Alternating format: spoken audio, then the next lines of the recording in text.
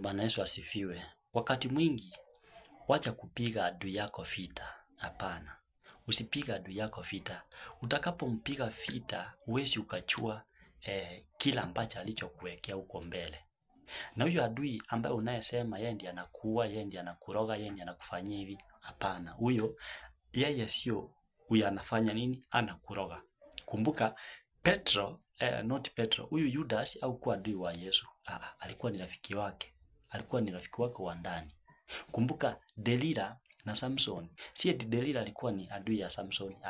Walikuwa ni marafiki. Kwanza ni mchumba, wachumba. Yaani ni mke na mume. So yule adui ambaye unayemchua, huyo hata akifanya kitu, wewe uwezekano wako 98%. Kuna uwezekano kati yako kufanya nini? Kuepa. Unaweza ukaepa yale mabaya amekupangia sababu already umechua huyu mtu ni mbaya. Kwa mfano, wewe mwenyewe uko na confidence unajua hii gari haina breki. Huwezi ukaingia huko obvious unajua haina breki. Juu the end of the day itaingia kwa mtaro. So adui ambaye unayemchua hawezi akakumaliza, hawezi akakuua, hawezi akakufanyia chochote, hata yule mchawi hawezi akakuroga sababu unamchua. Yule adui mkubwa ni yule rafiki wako wa ndani. Yule mnakula na yeye, mnakaa pamoja, mnalala na yeye, mnashare issues, mnaongea kila kitu, mambo ya siri, your privacy, kila kitu.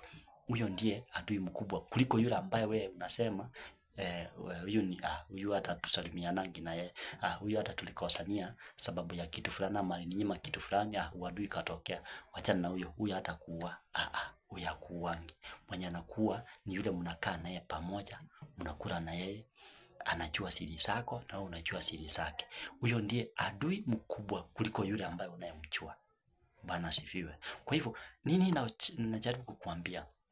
Uaminifu umekosekana kati ya wanadamu.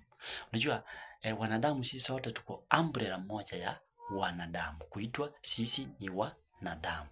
Kama wanyama wako katika kategori ya kuitwa wanyama, pundamilia na punda. Punda haamini kama pundamilia ni mwenzake.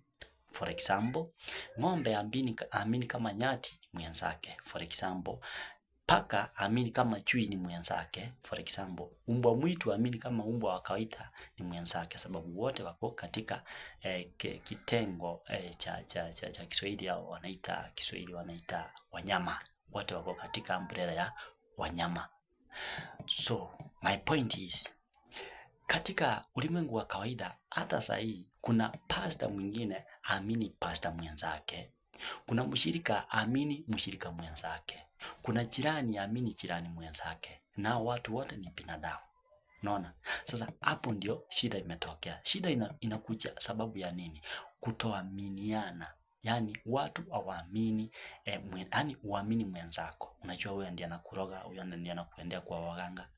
Yaani kukosa ile imani ama tumaini ya kukaa na mwenza. Yaani umwamini, yaani unafanya guess wake, unampenda umpendi, yaani mnapimana.